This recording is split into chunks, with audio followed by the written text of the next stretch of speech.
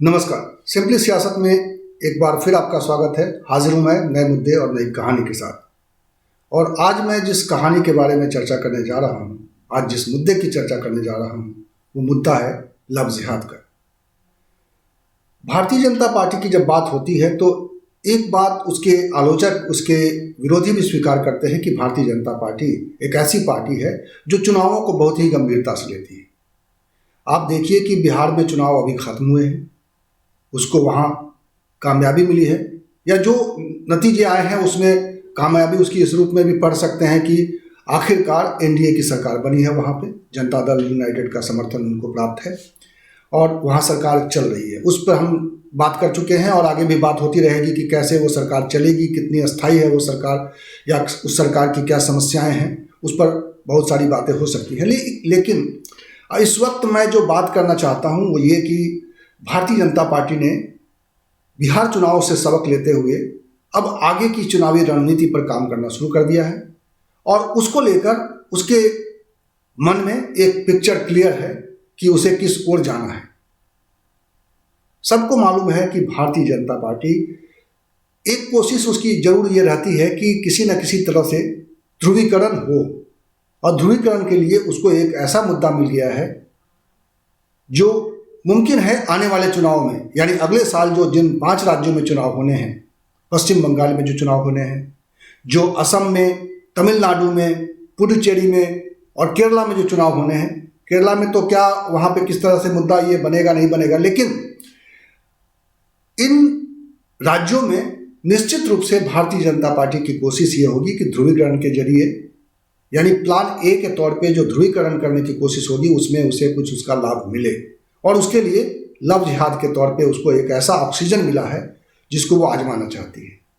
ऐसा मैं इसलिए कह रहा हूं क्योंकि आप देखिए कि चुनाव के दौरान या चुनाव के नतीजे आने के बाद उत्तर प्रदेश के अलावा कई राज्यों में एक साथ, जहां पे भारतीय जनता पार्टी की सरकारें हैं, वहां एक साथ लव जिहाद पर कानून लाने की बात हो रही है। लगभग उत्तर प्रदेश में, मध्य प्रदेश में एक ड्राफ्ट तैयार हो चुका है। लव जिहाद को लेकर जो एक कानून बनाने की बात हो रही है और उसके बारे में जो चर्चा है, सबसे बड़ी बात तो यह है कि उसको, इस कानून को लाने के लिए कोई विधानसभा में इसको पास कराने की कोशिश नहीं है। शुरुआती कोशिश यह है कि अध्यादेश के तौर पे इस कानून को लागू कर दिया जाए और बाद में जब सदन आमंत्रित हो, सदन बुलाई जाए, तब उसको अध्यादेश को कानूनी जामा पहना दिया जाए। पिछले काफ़ी समय से देखा जा रहा है कि भारतीय जनता पार्टी की सरकारें जहाँ जहाँ हैं वो अध्यादेश का इस तरह से इस्तेमाल कर रही है कि पहले अध्यादेश आए और वो कानून लागू हो जाए और बाद में विधानसभा में उसको किसी तरह से कोई भी तौर तरीका अपना के, लोकतांत्रिक हो, उस पर बहस नहीं हो, शोर में, सदन में शोर शराबा हो, सदन में सहमति न बने, सदन में उस पर विशेष विस्तार से चर्चा न हो, बावजूद इसके उस कानून को पास करा लिया जाए। ऐसा पहले भी हुआ है, मैं कई उदाहरण गिनवा सकता हूँ, लेकिन इस वक्त मैं उस पर चर्चा नहीं करूँगा। मैं आगे इस चर्चा को बढ़ाऊंगा और मैं आपको बताना चाहता हूँ कि कैसे इस कानून में क्या क्या प्रावधान किए गए हैं और क्या यह जो संविधान है उसकी कसौटी पर यह कानून खरे उतरेंगे या यह विवाद का विषय बन जाएगा। भारतीय जनता पार्टी की कोशिश इस कानून को लागू करने से ज़्यादा उसकी कोशिश ऐसी दिखाई दे रही है कि इसको लेकर चर्चा हो, चर्चा लोगों के बीच में हो, इस कानून को लेकर एक विरोध के स्वर उठें और उसी से साथ एक लाभ का वो अपना अनुमान कर रही है कि उससे एक उसको सियासी लाभ मिल सकता है। उससे समाज के भीतर जिस तरह की चर्चाएं उभरेंगी, जिस तरह की तीखी चर्चा होगी, क्योंकि ये मुद्दा इतना गंभीर है, ये मुद्दा इतना विवादास्पद है कि इसको लेकर कई तरह की बातें हो रही हैं। खासतौर पर मुस्लिम समाज इसको अपने विरोध में इसको देख रहा है। ये हम सभी जानते हैं कि इस तरह के मामले आ रहे हैं, संज्ञान में आ रहे हैं। इस पर बहुत तरह के केसेस, बहुत राज्यों में इस तरह की घटनाएं आ रही है जिसमें मुस्लिम लड़का एक गलत नाम बताकर एक हिंदू लड़की को अपने जाल में फंसाता है और उसके बाद एक आपराधिक षड्यंत्र के तौर पर सामने हमारे आता है।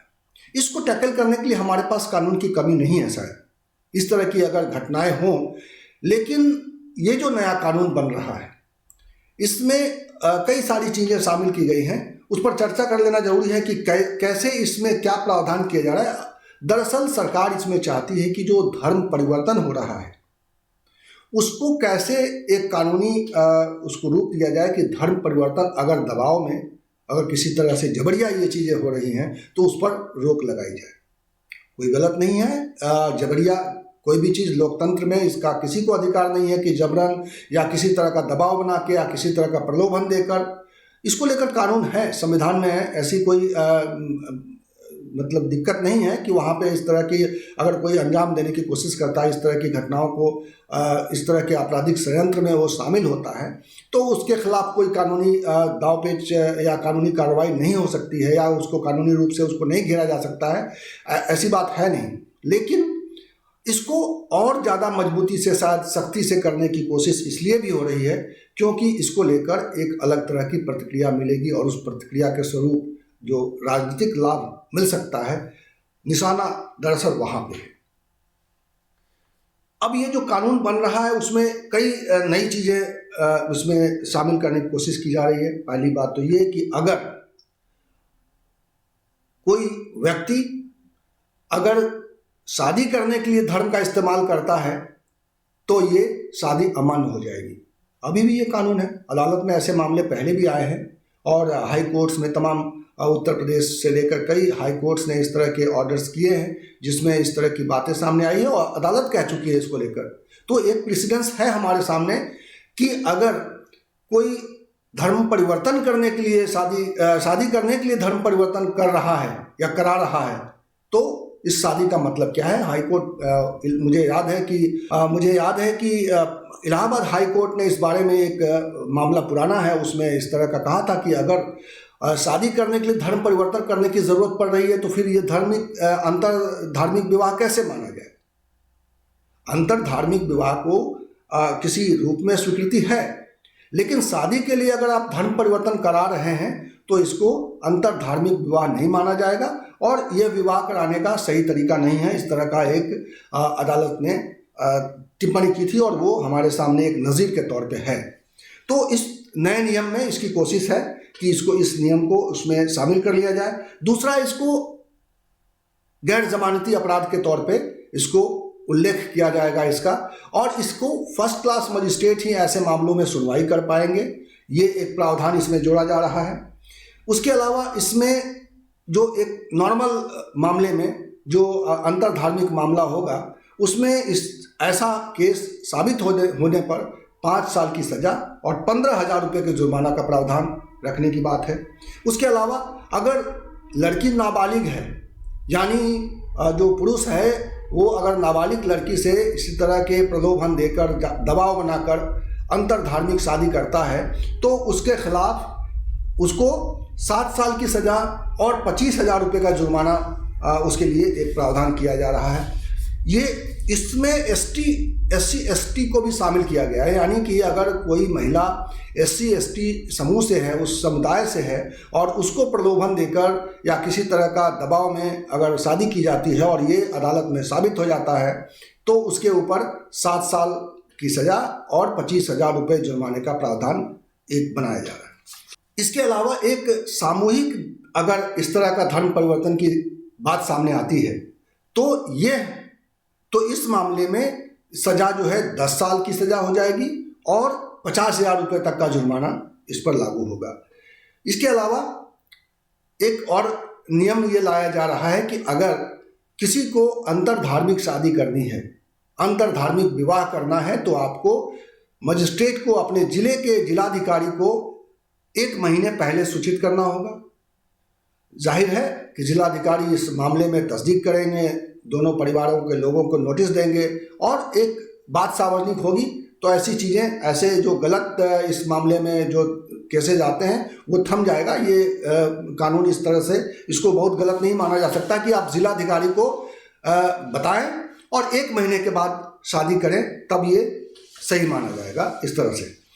और दूसरी बात है कि अगर इस तरह के मामले, यानी जो कानून बन जाने के बाद अगर इस तरह के केसेस में किसी संस्था या किसी संगठन का नाम सामने आता है तो संस्था या संगठन पर भी इसी तरह की आपराधिक मामले के तहत कार्रवाई की जा सकती है। यानी जो संस्था और संगठन से जुड़े हुए प्रमुख लोग होंगे उनको इन धाराओं के तहत, उनको इस कानून के तहत उनको सजा का प्रावधान किया जाएगा। ये कानून फिलहाल जो स्ट्रक्चर है, इस कानून का जो खाका है, वो ऐसा एक खाका बनाया गया है। और ये इस पर बात ये हो रही है कि उत्तर प्रदेश में और बाकी राज्यों में भी शायद इसी तरह की है कि इसको अध्यादेश के जरिए इसको लागू कर दिया जाएगा। और इस बारे में इसको कानूनी जामा पहनाने के लिए, यानी कानून का, हालांकि जब अध्यादेश सरकार जारी कर देगी तो कानून का दर्जा तो उसको उसी दिन से प्राप्त हो जाएगा, लेकिन इसको अगले 6 महीने के भीतर इसको विधानसभा में पारित कराना होगा ताकि इसको अस्थायी किया जा सके और इसकी मान्यता को बहाल रखा जा सके।